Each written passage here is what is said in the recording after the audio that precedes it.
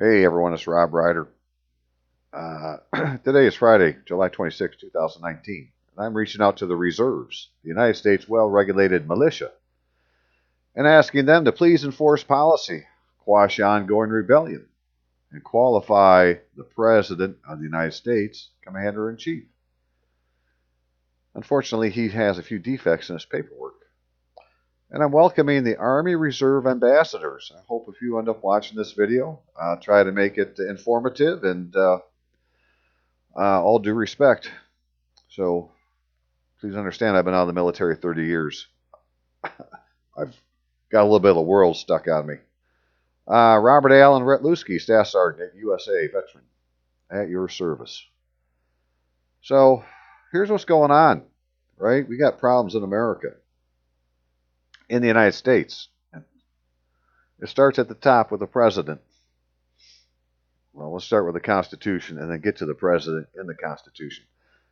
But the Constitution says in the 6th article that the Constitution, laws of the United States, which shall be made pursuance thereof, and treaties made, shall be the supreme law of the land. Well, that would include the Geneva Convention. And right now we are or engaged in an armed conflict. And at times of armed conflict is when the Geneva Convention comes into play. And that the Department of Defense should be operating from under its Department of Defense Law of War manual, and they're not. And so we need to follow the book, right? If we're going to have a book, it needs to be followed. I'm trying to find the people to go to get the book to be followed. I've been trying it with the civilians in the DOD, and it hasn't worked, so now I want to go to the reserves and see if they'll do it. And by God, if they don't have ambassadors. So it prompted me to do this video.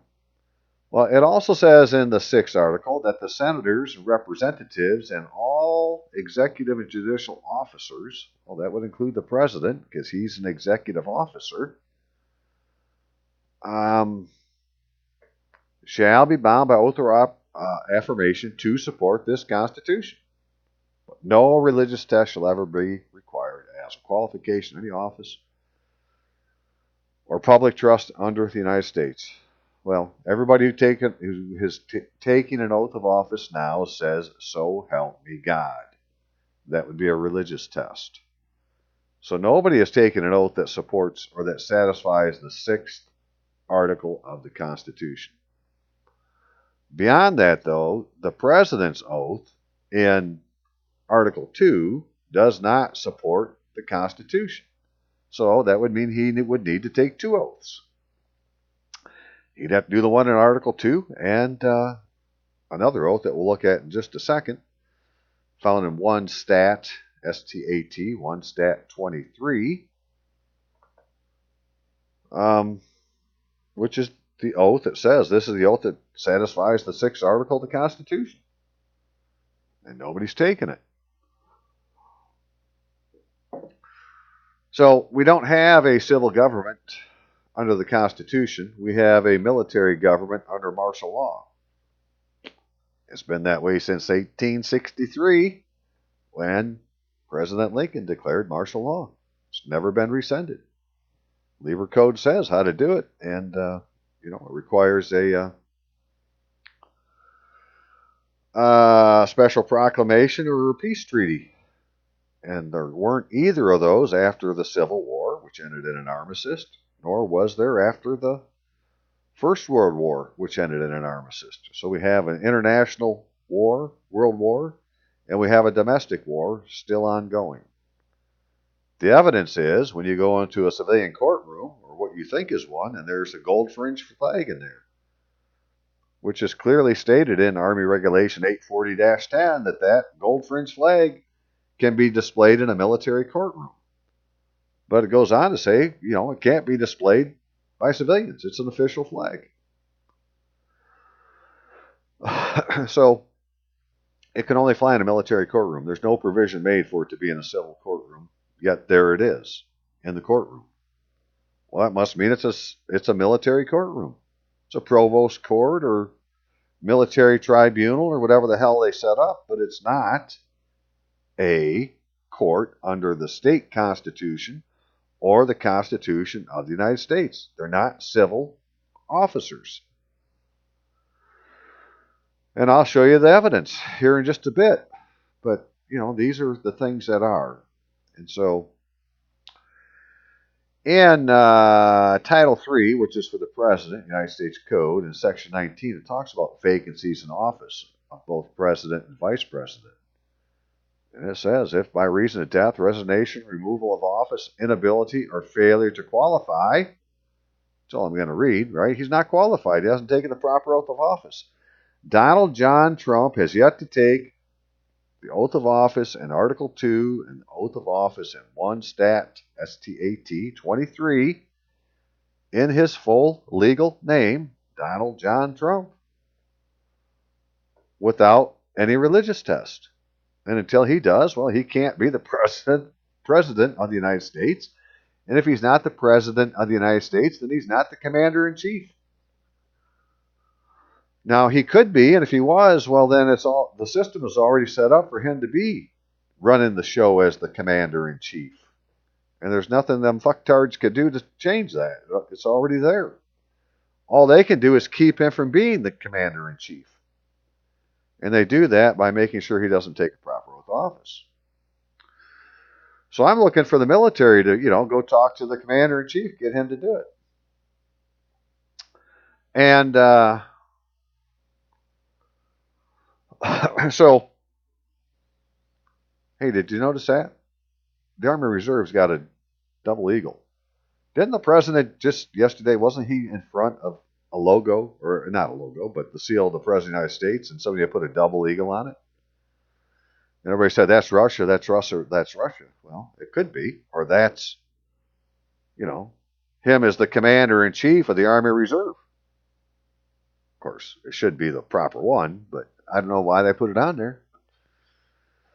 And anyways, so the Army Reserve has got a Lieutenant General Lucky, as its chief. Right? So, Lieutenant General Charles D. Lucky, Chief of Army Reserve, Commanding General, U.S. Army Reserve Command. Well, does that make him the Commander-in-Chief of the Army Reserve? Which says in here that it's, often by leveraging civilian required skills as citizen soldiers. He's talking about the reserve, citizen soldiers. Well, that's what the militia is. Right? So these are federal level militia of the Constitution, not the state militias. This is the federal militia. And it's made up of, it's made up of people in the Army Reserve. Well, in Title 10, United States Code, Section 506, it says that for regular components, which is the regular Army, regular Navy, regular Air Force, regular Marine Corps, regular Coast Guard, in effect at the beginning of a war, right, an enlistment begun at the beginning of a war or entered during a war, unless sooner terminated by the President, continues in effect until 6 months after the termination of the war. They haven't done it yet. And so everybody who was in the regular Army who thinks that they were discharged is actually still in the Army Reserve or the Navy Reserve, Marine Reserve, whatever name they're using for it, because they didn't let you out. And because they didn't let you out, you actually have benefits and entitlements that we're not getting as veterans because we're told we're not in the military. And I have to disagree. And so that's why I'm going to the Army Reserve through, where did I see that at? The Ambassador Program, where it talks about this was established in 1998, and the Ambassador Program is one of the Army Reserve's key outreach programs.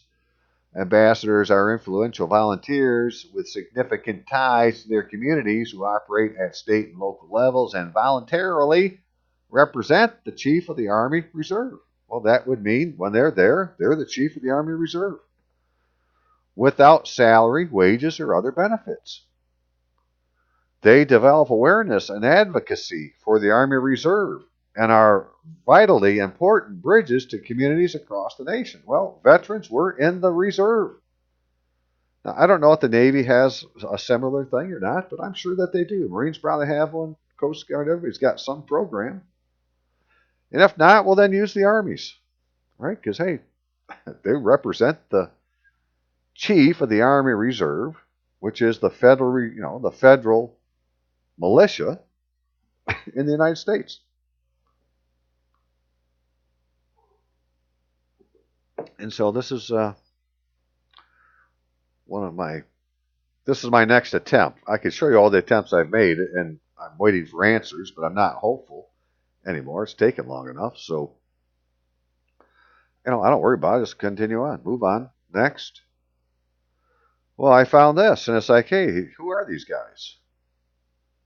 Right. So here's one, Steve Kenyon, who where did he have military retirement? Right. He's a lieutenant colonel. He was a commander. Let me see. So he is Lieutenant Colonel Commander, 139th Infantry, Deputy Branch Chief, all these different things that he was part of.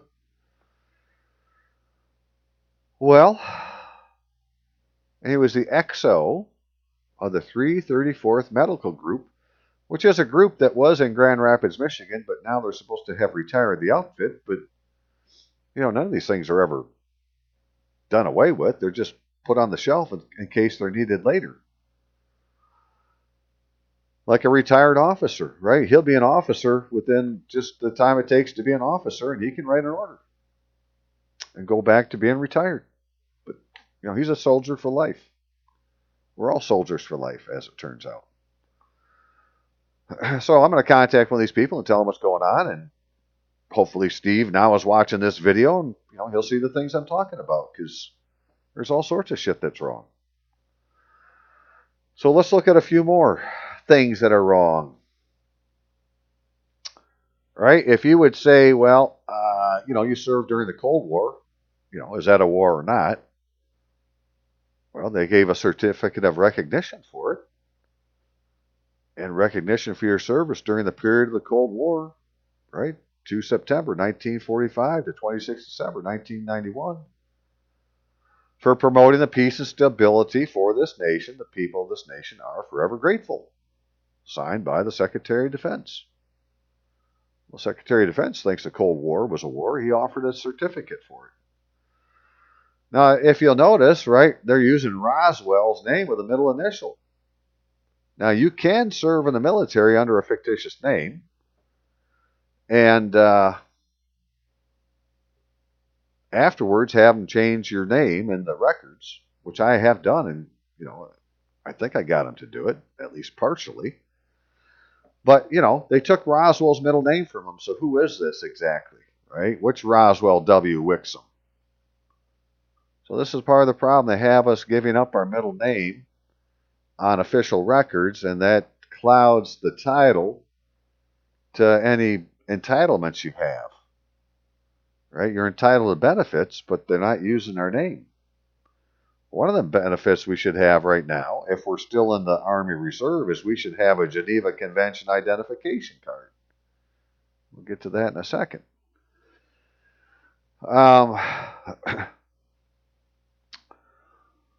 So, I went ahead and I had something changed because I had this honorable discharge where they had my name backwards, Lusky Robert Allen. United States Army Reserve. It's like, well, I was never in the reserves. I was in active duty.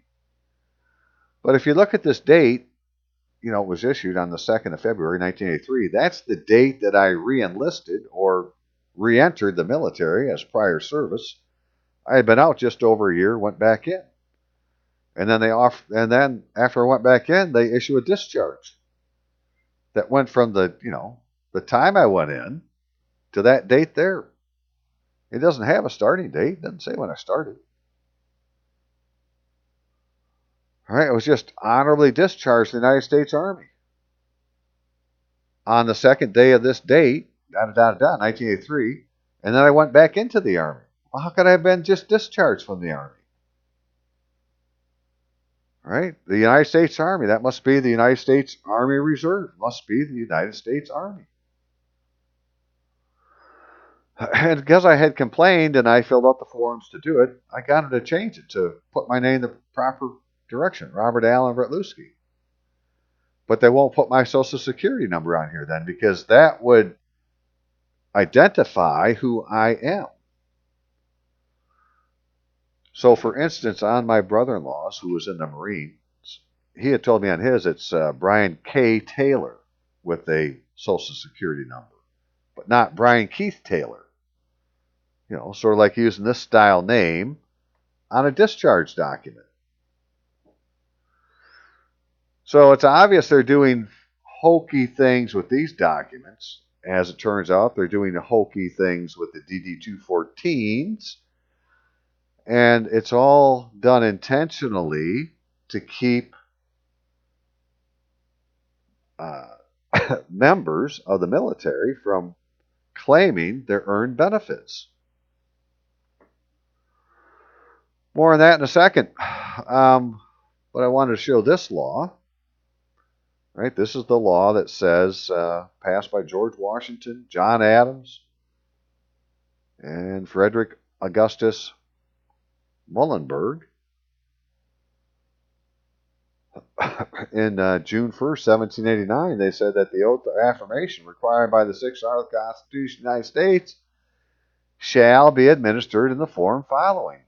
To wit, I, A, B, do solemnly swear or affirm, as the case may be, that I will support the Constitution of the United States. Period. No, so help me God. Nothing else added, just support. This is the oath that satisfies the 6th Article of the Constitution. And in Title II of the United States Code, which is for the Congress, when you look at the oath sections where they're talking about for the Senate and the House, it references this oath here. But this isn't the oath they're taking. They're taking the same oath that's in that. Well, the oath is in 5 U.S.C. 3331, which is the same oath that an officer of the United States of the military takes. So they're not taking this oath. Therefore, the people that say they're in the Congress are not in the Congress. They didn't take this oath. We don't have a civil government. The judicial officers are supposed to take this oath, but they're not taking it. Well, then we don't have a judicial branch. And the executive branch officers aren't taking this oath. So we don't have anybody in the executive branch. For the civil side, everything is being done through the DOD, which says it's the fourth estate.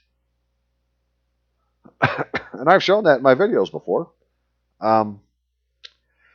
So that's what's going on, Steve. I want to show you some more details, though. So give me just a second. Oh, hey, no, we can do it right now. Really what I wanted to do in this video is point out all these little defects that I find on things, right? Like, this is the document they would have an enlisted man sign, right? It's a DD Form 4.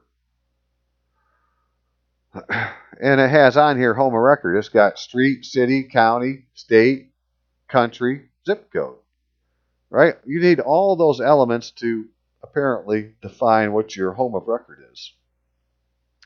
Well, that was in 2007. Now here's one from 2001, but all this one says is street, city, state, zip code.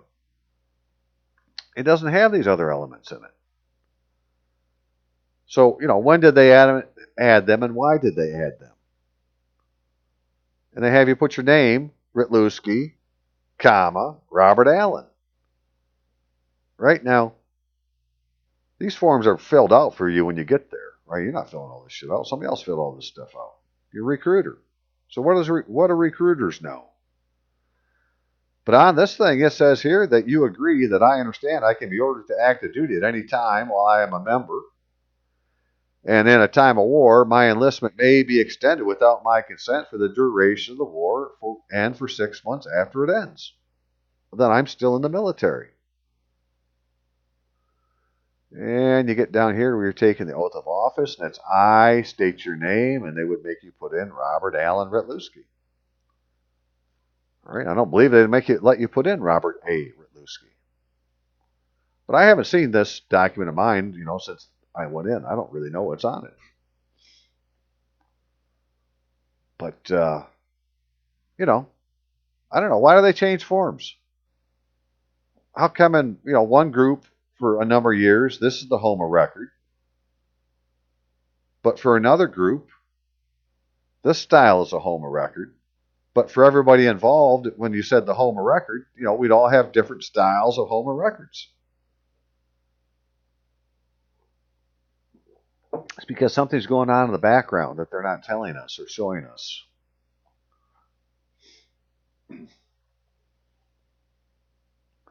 All right, hang on just a second, please.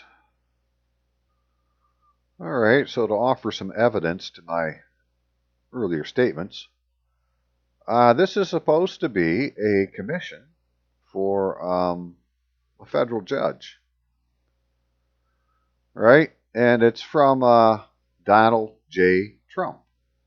Well, that's not the name on Donald John Trump's driver's license, which is his identification, right? And after 2020, you can't get on a airplane unless you're using your driver's license, unless your driver's license is Real ID compliant. And what that means is it has your full legal name on it. That's your identification, and that's the identification you're supposed to use for all official purposes with the federal government. Well, Donald J. Trump ain't making it, right? President of the United States of America. Well, now is that the United States of America that King George has? Because King George says his successors are over the United States of America, right? That being the title of something. Or is this two proper nouns, well, two sets of proper nouns, well, two proper nouns, coupled with the word of, like United States, coupled with America. So it's the United States in America. So I don't know which one they're talking about, but that's the problem about having United States of America and United States. Which one are we speaking of? Nevertheless, Donald J. Trump is not any American national's full legal name, and he isn't the president of the United States. And in here it's got the guy's name, or looks like, in script with the middle initial. Well, he's got the same problem. That's not his name. That's not on his driver's license. It's not on his license to practice law. And this is the seal from the Department of Justice. It's not the seal of the United States. So this man is not an officer of the United States. He doesn't have the proper seal. That was determined under Marbury versus Madison, where in the opinion they wrote, for whatever else they were talking about, they made it clear that what it took to have a commission of the United States was it had to be signed by the president, countersigned by the Secretary of State, and have the seal of the United States on it. Well, this has got the scribble of Donald J. Trump with the Attorney General with the seal of the Attorney General's office or the Department of Justice office. So, they're not an officer of the United States. Under the same classification, I should put it this way, they're not an officer in the judicial branch of the United States government. Right? We're supposed to have 3 branches of government. There's nobody in that branch. They're all over here under this branch with a seal from the Department of Justice. They're in the administrative branch. So we don't have any judges that are in the judicial branch, and they're sitting in a courtroom that has a freaking flag with a gold fringe on it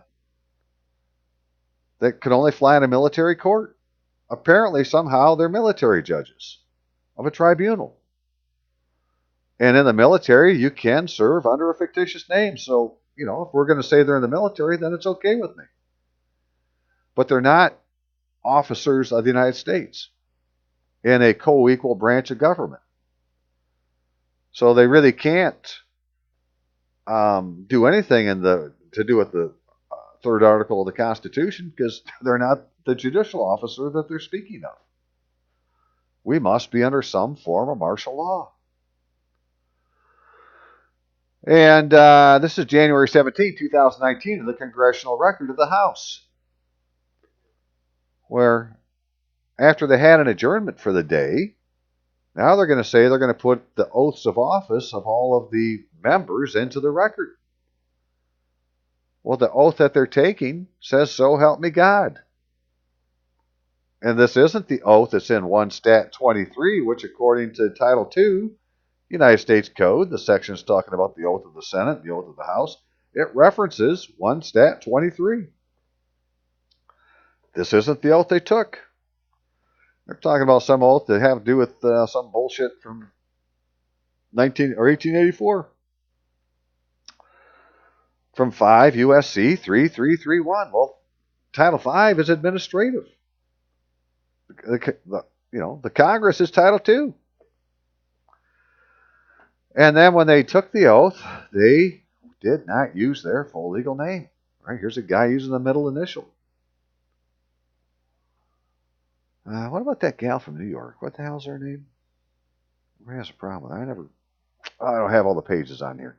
Anyways, this is 3 or 4 pages long, and it lists all the different names these people took an oath of office in. And they're not using their full legal name. You don't have a middle initial. The 6 CFR, Code of Federal Regulations, Part 37, defines full legal name as first name, middle names, last name, or surname, no initials, no nicknames. Well, there was a guy on here. He was doing all of those. Where is he? Oh. I don't see him. It must be on the other page. Anyways, got lots of guys with middle initials. Like Debbie Wasserman Schultz. Well, that isn't her middle name. Those are 2 last names, but it doesn't have a middle name in there. So here we are. C.A. Dutch Ruppensberger. Well, how can that be? You can't use initials, and you can't use nicknames. But there it is. Right? This name isn't on his identification. So he is not identifying himself. Well, according to Section 4 of the Department of Defense Law of War Manual, he could be considered a spy. All these people could be considered a spy. I don't know if they're a spy, but I know they're not members of Congress because they've taken an oath that says, "So help me God," so they violated the 6th Article of the Constitution, and it's not the oath they have to take according to the Constitution, or according to the first law written after the Constitution was ratified, which to this day in Title II says that's the oath to take, and they're not taking it. So there's nobody in Congress, right? So the legislative branch is vacated, and so is the judicial branch. It's vacated. And until Donald John Trump takes this oath in 1 Stat 23 to support the Constitution, because his oath in the 2nd article doesn't say support, and the 6th article says you must support the Constitution with no religious test. And then the first law they wrote is, well, here's the one that'll, satisfy the 6th article. Well, it just hasn't been done yet. So, is there any chance, sir, that we can get that done? Right? Can you go represent this man here? This will flip him out. You're going to go in and say you're representing the Chief of the Army Reserve. Right? Go represent the Chief of the Army Reserve and tell these people that their paperwork doesn't have any value. And when somebody comes and complains to you that, hey, I'm going to a court that has a gold fringe flag in it, and that can only fly in a military court, well then, be aware that that's the case. But to make sure, this is the point. I'm going to show you. I'll show you where it says it. That's why I got to stop and load some more papers up. Hang on a minute. I've had to start this video a couple different times, so I'm bound to forget something while I'm doing it that I had said in one and forgot to say in another. But one of the things I wanted to point out is if you've this first video of mine you've ever seen, I have a number of videos that are on Rob Ryder, ROBBBRYDER. And for the purposes of things we're talking about now, really the ones that there's a number of them now. I've done, God, I don't know, 300 plus videos. So, but from the DoD as the fourth estate forward are ones having to do with our subject matter of today. But I've done videos on what's happening with property taxes, what happens in a foreclosure, what happens in a traffic ticket. All these things are simulated legal processes. And when they do happen, they're all happening in the same place. And the place they're happening in is a courtroom. And if you were just to go to Google and put courtrooms in and look at images and then pull some of these up and look at them, you'd say that all these courtrooms have that show the flag have a gold fringe flag in them. And they look a lot like churches. Right? Look at this. Got pews. Looks like a church. Well, guess what? A church has got a gold fringe flag also. Go figure. Well, what does that mean? Well, we can all listen to what a countertroll says. Well, it doesn't mean anything. Or we can go look at a regulation to say, well, what does the regulation say it means? What does the book say? Right? Everything by the book. If we just do it by the book, we wouldn't have these problems. So Army Regulation 840-10 about flags says, I'm not going to go through this whole thing. I've done it in an earlier video, but in Chapter 2, all right, time and occasion of display, it talks about the flag of the United States will be displayed outdoors at all Army installations. Okay, now does the Navy have one written like this that says it will fly at all Navy installations? I don't know, but I know what it says about the Army. And it goes on to say, got these different sizes. Here we go. So we're in Chapter 2. National flags listed below are for indoor display and for use in ceremonies and parades. For these purposes, the flag of the United States will be of rayon band or cloth or heavyweight nylon, trimmed on 3 sides with golden yellow fringe, 2.5 inches wide. Then it gives a couple of different sizes. You got your 4 foot 4 inch by 5 foot 6 inch and your 3 foot by 4 foot. Well, that 3 by 4, it gets used certain places, including the offices listed in C. And so we have a list of offices now. We got offices, headquarters, organizations authorized of positional color, organization of battalion size or larger, temporary or permanent, not otherwise authorized to flag the United States, military offices not otherwise authorized an indoor flag of the United States for the purposes of administering oaths of office. Is that why there's one in the church, so they can administer an oath of office? I don't know. I don't know why there's one in the church. Military courtrooms. There it is. Is a church a military courtroom? Why is there a gold fringe flag in a church? I don't know. But I do know it says it can be in a military courtroom. It doesn't say anything about being in a civilian courtroom. Right? And that can be in U.S. Army elements of joint commands, military groups, missions, subordinate element, U.S. Army Recruiting Command, senior executive services employee for permanent retention. Right? Those are the places that a gold fringe flag can be flown. And it goes on to say, all right, in an auditorium, meeting hall, and chapels. So, it isn't for, there's nothing in here about a civilian courtroom. So the place that it is that we think is a civilian courtroom, is that an auditorium? Is it a meeting hall? Is it a chapel? I don't know. But I do know that use and display of the U.S. flag by civilian groups, and organizations are governed under 36 U.S.C. 173. And if you go read it, it'd say nothing about it being in a courtroom. And then there was one other thing up here about, I think it was in number 1. Unauthorized use of official flags.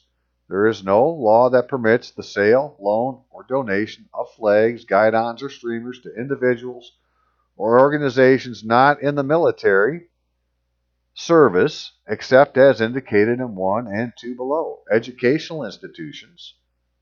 Okay, well, I guess that's why a school can have one. For retired general officers, I guess are really not quite so retired.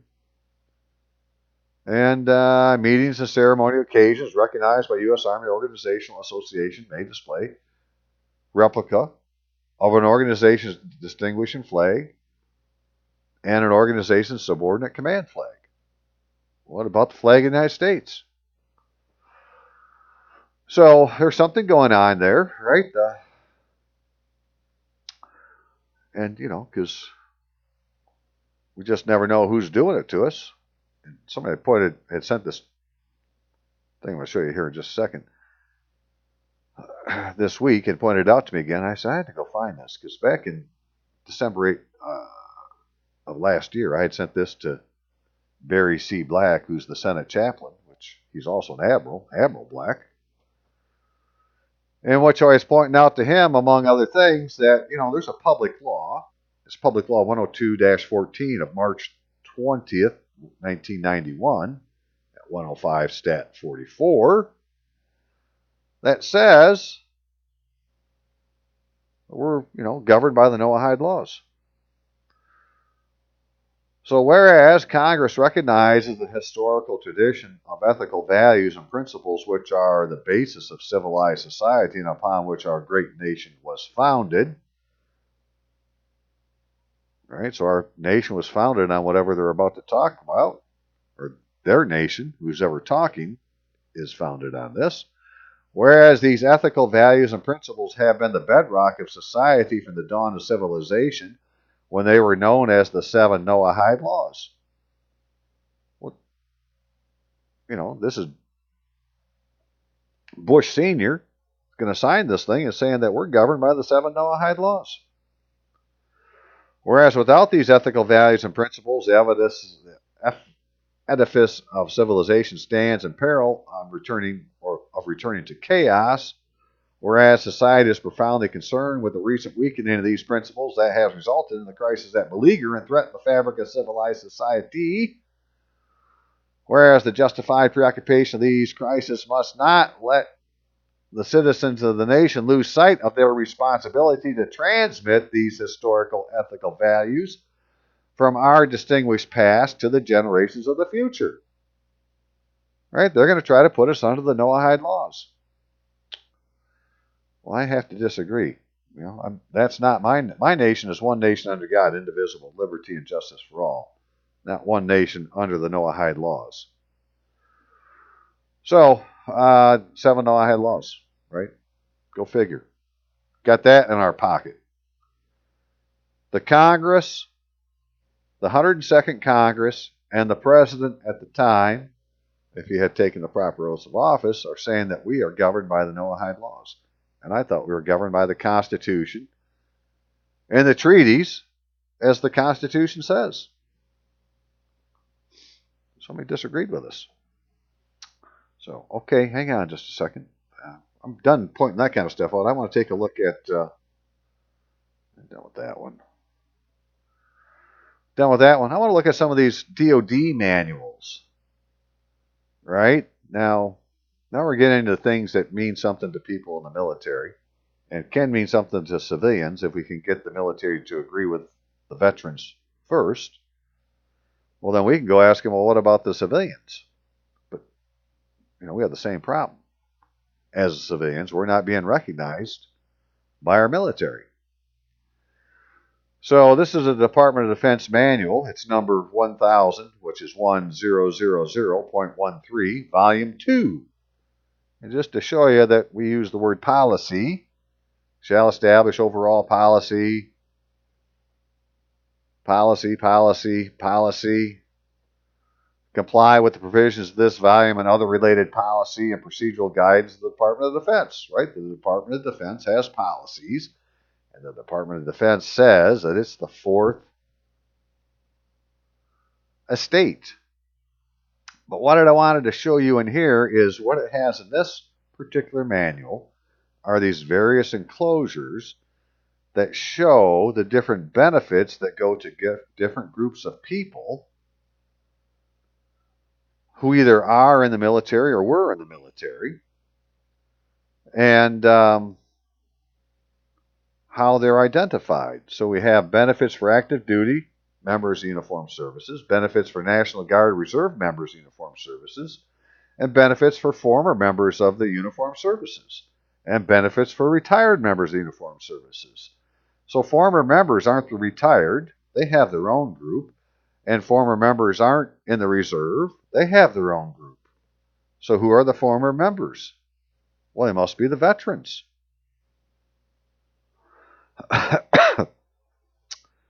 And so they have all these different enclosures in here. And just to show you that, I mean, it's not about nothing. I want to go to 5 because that's the one I'm interested in. Benefits for former uniformed service members. This enclosure describes the benefits for former uniformed service members and their eligible dependents.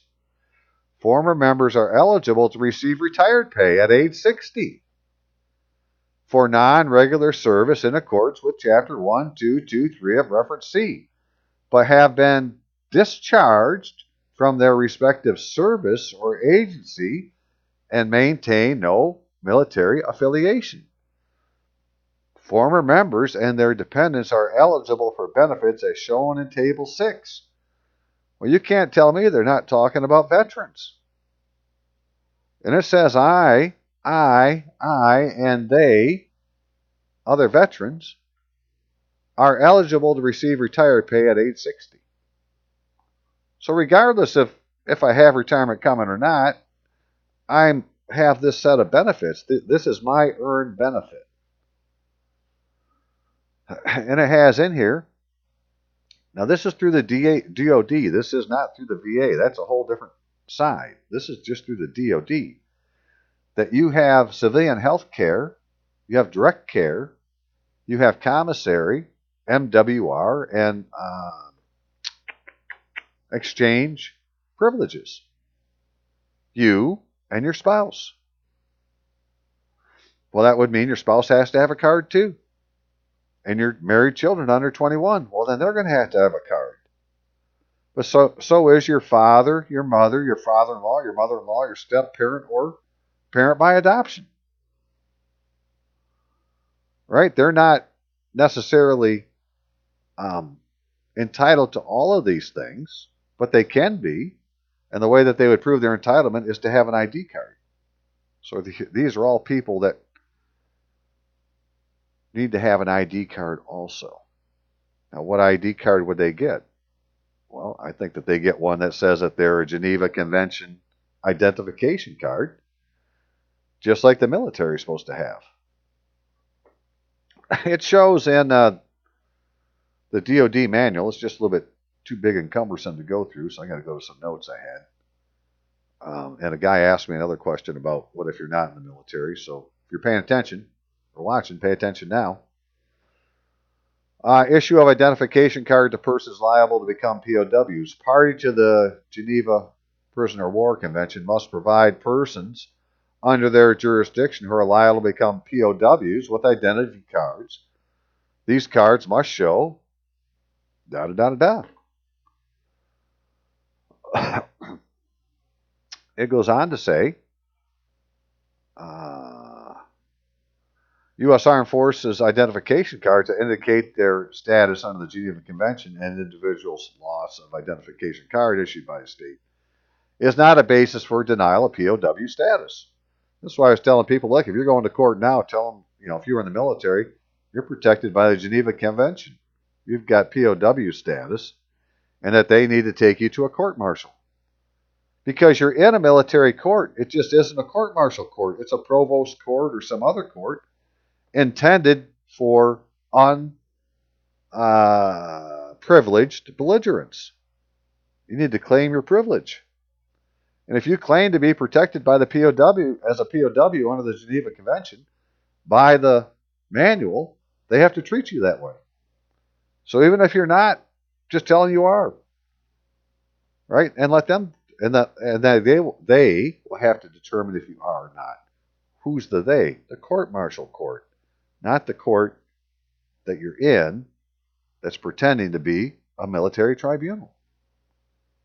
Or it is a military tribunal, but only has jurisdiction over unprivileged belligerents. Now, this is in the Department of Defense Law of War Manuals, Chapter 10, or Section 10, at 10.31, it talks about a national accounting for protected persons and its power. So Chapter 4 will take everybody and give them a classification. You won't be a civilian. You'll be one of the classifications in Chapter 4. Same with being in the military. As according to Chapter 4, I'm a lawful combatant. Right? So I'm protected on the POW. Then there's other people that are protected persons under the Geneva Convention. Well, they're all supposed to be listed in a National Protected Person Information Bureau. Right? So they're supposed to obtain detailed information about certain protected persons and its power for forwarding through its National Protected Persons Information Bureau to the Central Information Agency for Protected Persons. Now, I don't know what the name is that we're supposed to be using here in the United States for that, but there's supposed to be one. It's the duty of the Department of Defense to have one of these or see that it's created because it's coming out of their damn manual. So if you're a civilian, start asking about that. Where's the National Protected Person Information Bureau? Where's the Central Information Agency for Protected Persons? You want to get your name on the list. So, again, right, this one here says this is for former members. It's not for retired members, and it's not for members of the reserve, and it's not for members that are in the military. Well, to get these benefits, you have to have been issued an ID card. Because it is the policy, according to reference C, that the distinct DoD ID card shall be issued to uniformed service members, their dependents, and other eligible individuals, and shall be used as proof of identity and DoD affiliation. And then it goes through the different styles of cards that are available. So this is DoD Manual 1000.13, Volume 1. The one with the list is in Volume 2.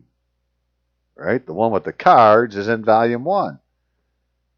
And so if you qualify for one of these enclosures, you can say, well, they're talking about me. Well, then, which card do you need to claim it? That's what we're going to try to find out. And so far, when you talk to the counter trolls, they say, well, you're not in the military. You don't get one. And further investigation shows, well, hey, there's some errors in my records. And so, because this is a little bit hard for me to read in there,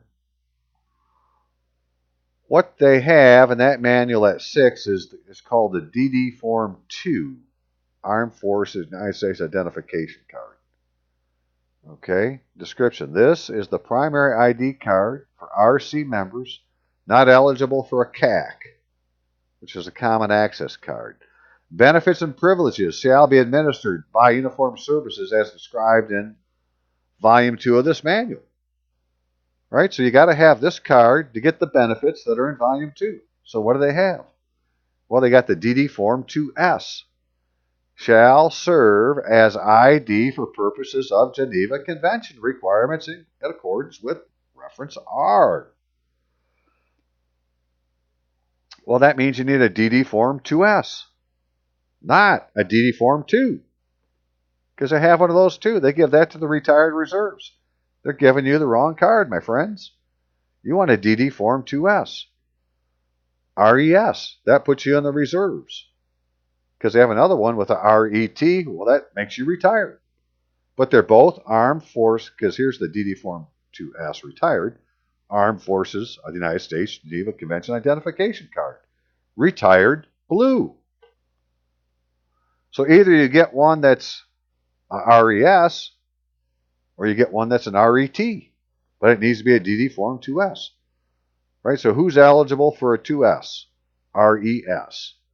The Ready Reserve, the Standby Reserve, Reserve Officers Training, so forth and so on. Right? Ready Reserves who are not otherwise entitled to a DD Form 2S retired. Okay, so DD Form 2 retired. Primary card for retired uniformed service members entitled to retired pay. Benefits and privileges shall be administered by uniformed services as described in Volume 2 of this manual. You got to have a 2S retired. But instead, they're giving you a DD Form 2. United States Uniform Identification Card, Reserve Retired. This is the primary ID card for members of the National Guard or reserves who have completed 20 credible years of service and have elected to transfer to the retired reserves. Well, it doesn't say anything on there about, active duty who put in 20 years and retire. This is for National Guard and reserves. So you didn't really retire, they put you in the retired reserves. Members of the retired reserve component are entitled to retired pay at age 60. Well, you're getting retirement pay now. Why do you have a card that says reserve retired on it? So they're tricking you, right? If you have an ID card that says DD Form 2 on it, reserve retired, what you really want to have is a DD Form 2S, retired. You get more benefits. This one here doesn't talk about getting any benefits that are on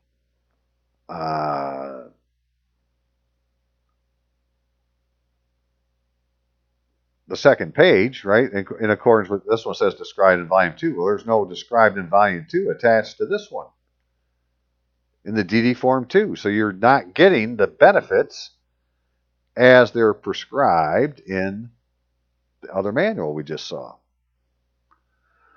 That's the way I read it, right? So the easiest ones to prove this to anybody are those who are retired now, who have an ID card that says it's a DD Form 2 on it. And it's going to say Reserve Retired. It won't say 2S. You need to go start making noise to, well, I don't know, somebody like I don't have them up here anymore. Somebody at the Army Reserve, like an ambassador. Say, this is the wrong card. It's one of the things I'm trying to do right now, but I haven't had any luck yet. But that's why I'm doing the video. Continue on trying. Getting more people involved. So hang on just one more second, please. Alrighty, so we'll move on. Just make it quite clear. It's the policy, the DoD policy, according to reference C, that a distinct DoD ID card shall be issued to uniformed service members, their dependents, and other eligible individuals.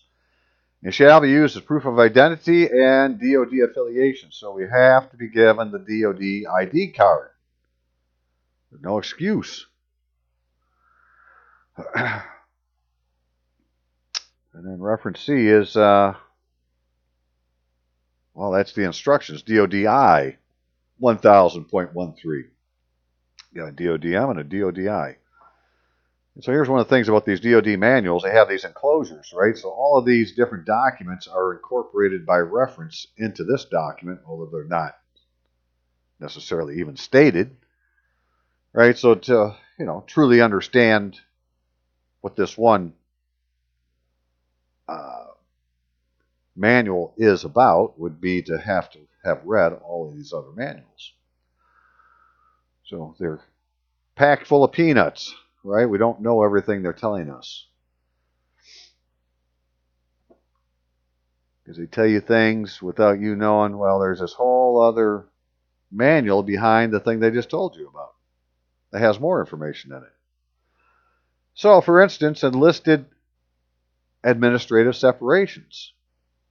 If you are going to be separated from the military, there's a procedure for it. And in here, they show the different things you can be separated from the military for. Reasons for separation. Expiration of service obligation.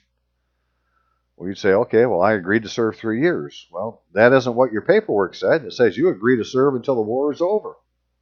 So you're obligated until the war is over, or the president sooner declares that you've been freed or released.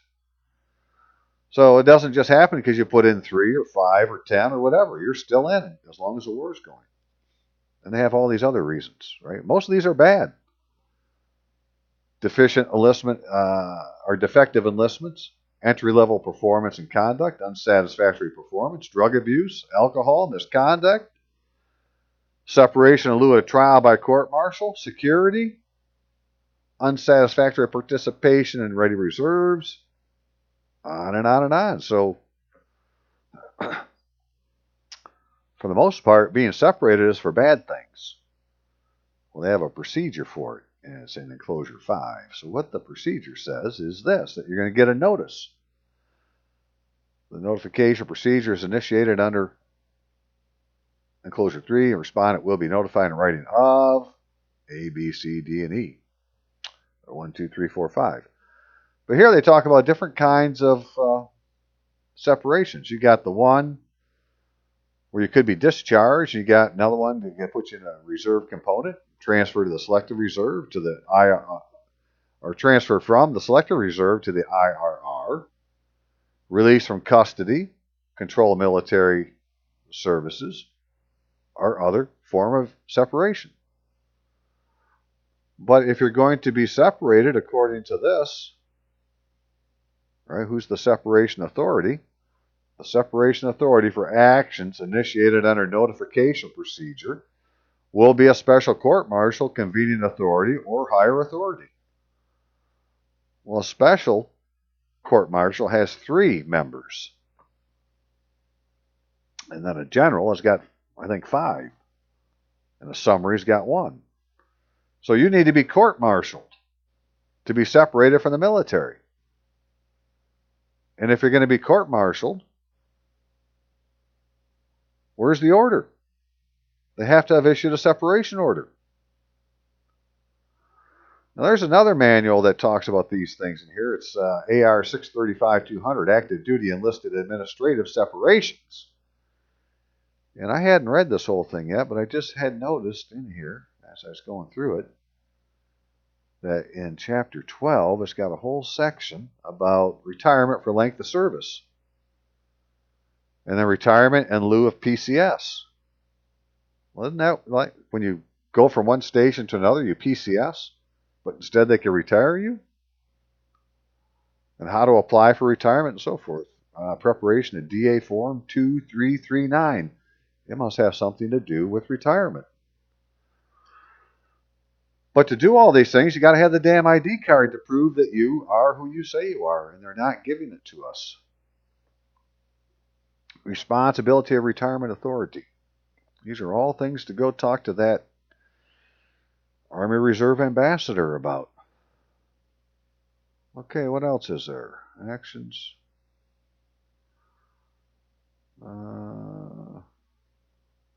Okay, separation authority. Well, we just saw who that was.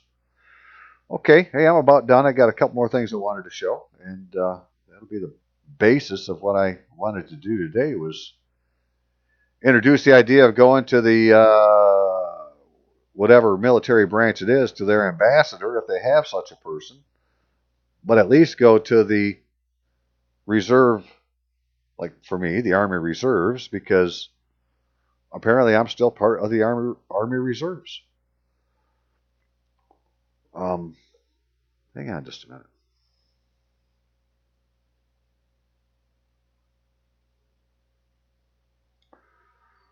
Okay. Hey, if you're still here, will you donate to help keep the lights on? Could certainly use your help.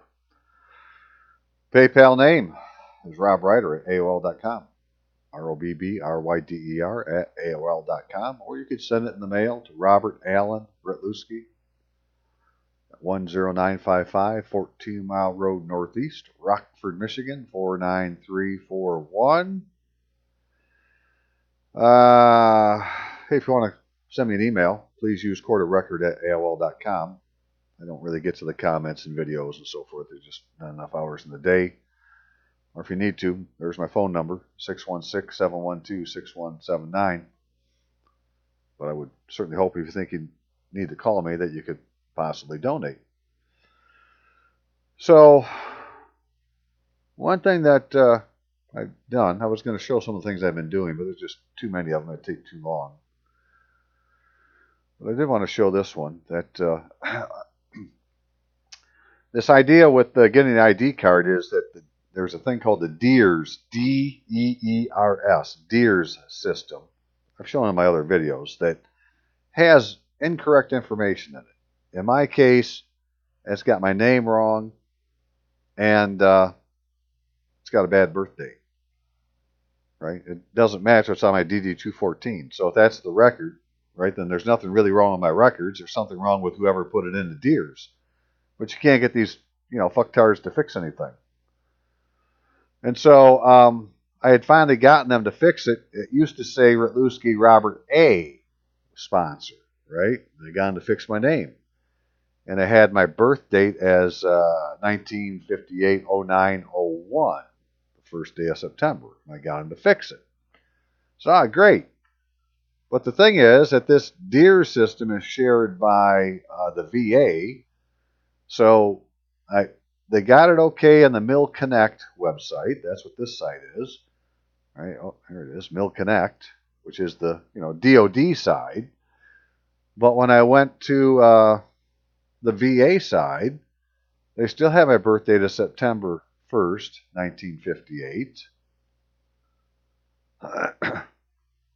And now they have my name as Robert Allen Retluski.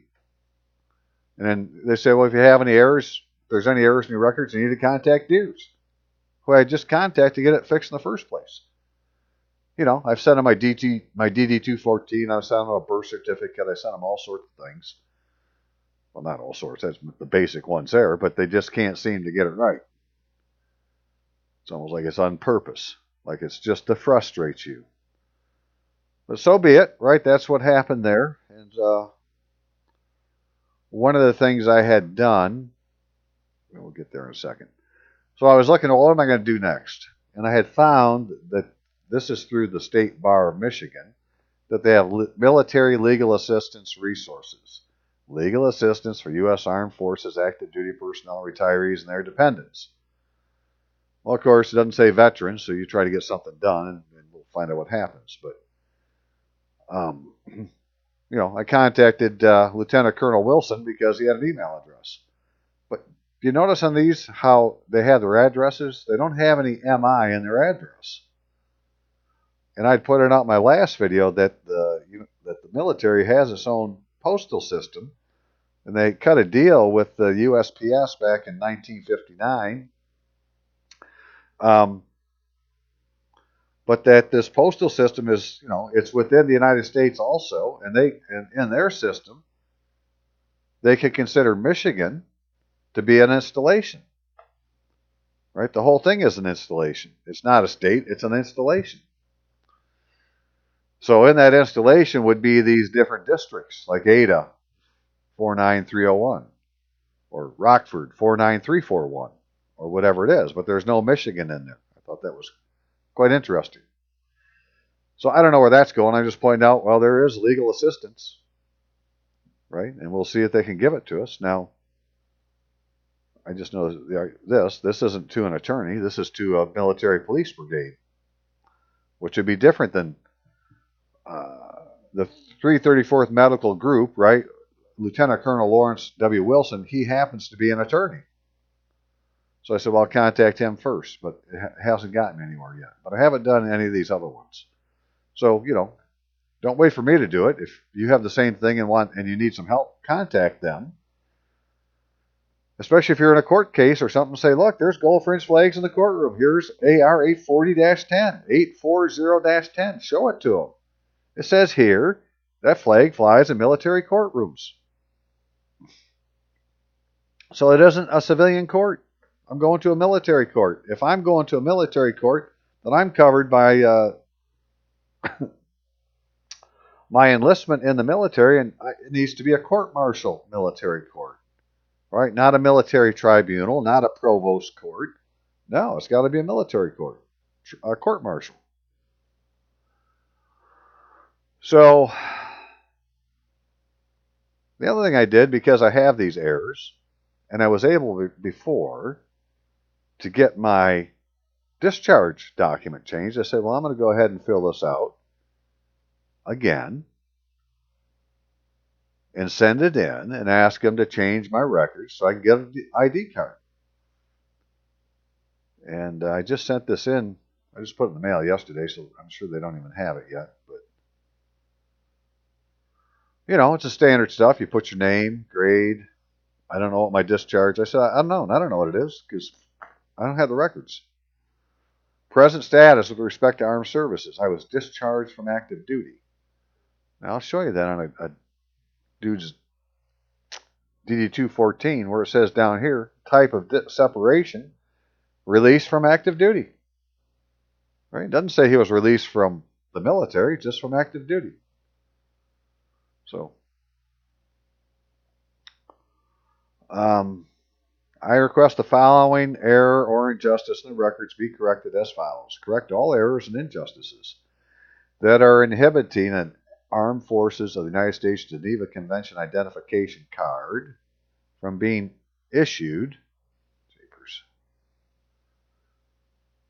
Guess I'm going to have to minimize a little bit here. Hang on a second. To myself and issue any order required to be executed by a United States Department of Defense employee to create an Armed Forces of the United States Geneva Convention identification card in my name that incorporates every jot and tittle of personal information required by law to satisfy the policies in the United States Department of Defense and issue me the same to me without further delay. It is a Geneva Convention's obligation upon the United States to issue Geneva Convention identification card to all members of the uniformed services of the United States.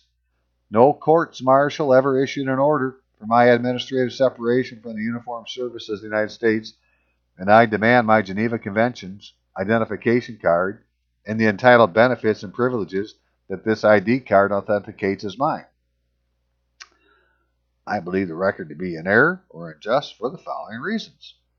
It is the policy of the United States Department of Defense to issue all members of the uniformed services, the armed forces, and armed forces of the United States Geneva Convention identification card.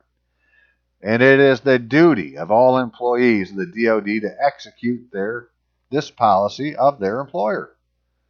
No courts martial convened to separate myself from the military, and no administrative separation order has been issued evidencing an administrative separation from the military. 10 U.S.C. 506, regular components, extension of enlistment during the war, plainly states that the conditions that end an enlistment, these conditions had not manifested. I am a soldier for life. I never separated from the United States Armed Forces, and I am entitled to the issuance of an Armed Forces of the United States Geneva Convention identification card in my name and benefits. And I ran out of room. So, hey, that's what I'm saying. When did it happen? Well, it happened on the date that I was out-processed on my DD-214. When did I notice it? Well, I just noticed it this year on July 4th. If more than 3 years since the alleged error or injustice, state why the board should find it in the interest of justice to consider the application. Well, because it is the duty of the board to execute the policies of the DoD and it is the policy of the DoD to issue all members of the Uniformed Services of the United States and Armed Forces of the United States Geneva Convention identification card. That's why, because it's your duty. In support, I gave my DD-214 a copy of 10 USC 12738, which if you haven't ever read that, you should. It says if they ever give you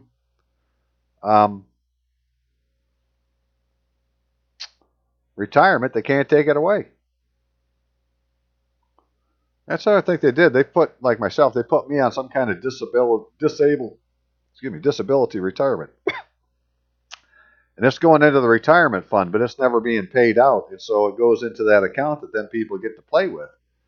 But, we're not getting the benefit of it.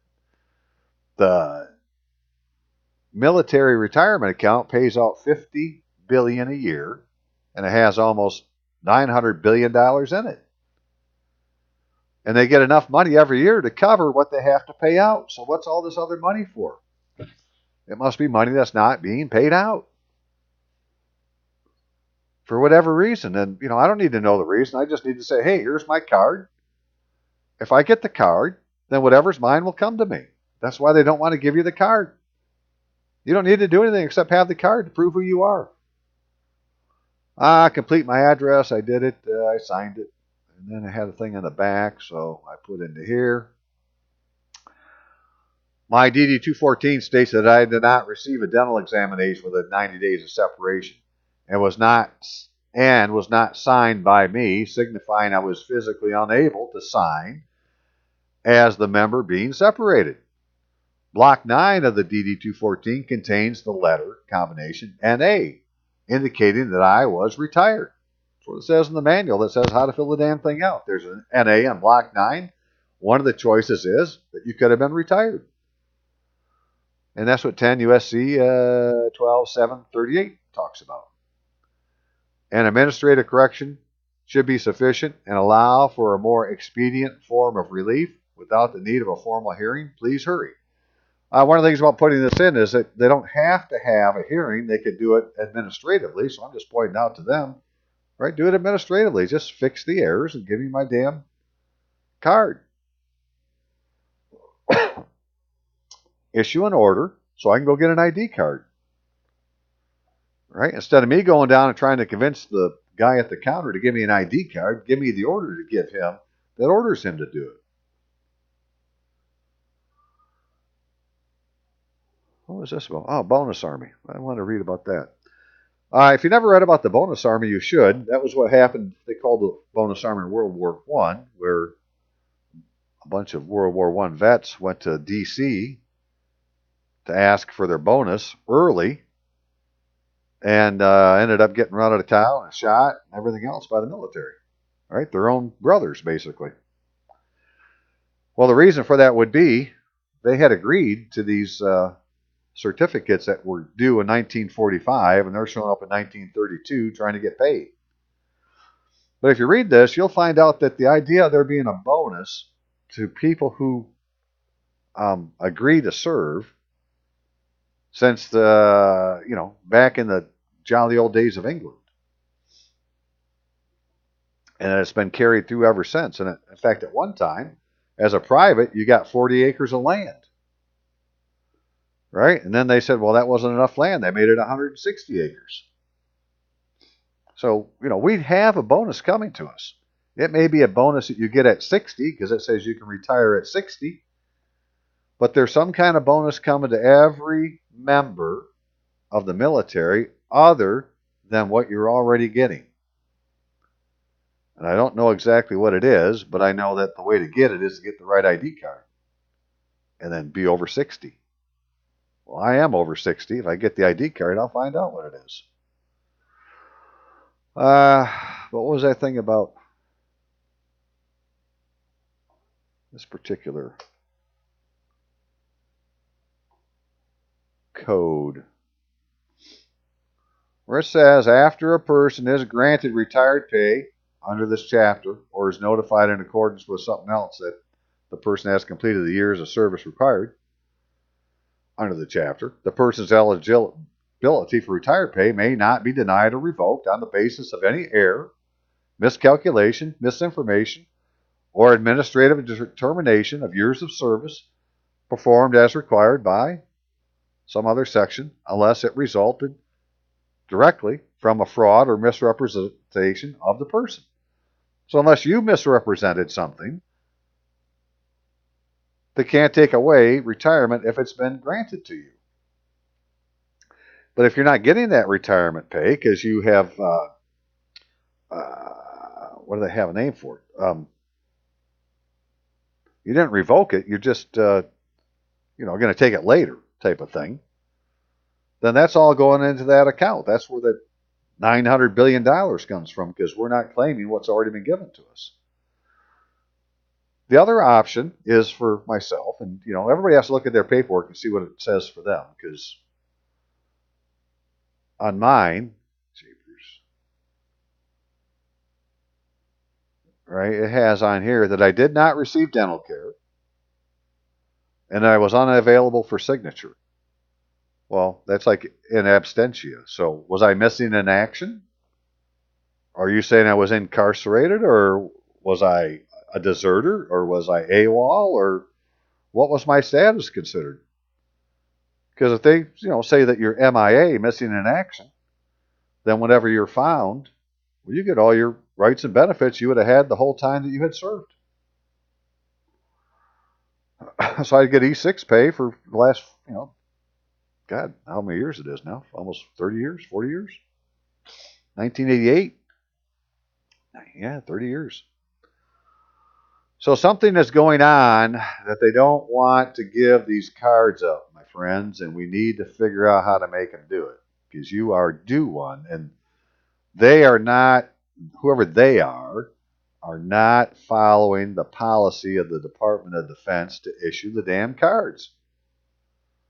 So we just need to get them to follow the policy. And, so you have the book on your side.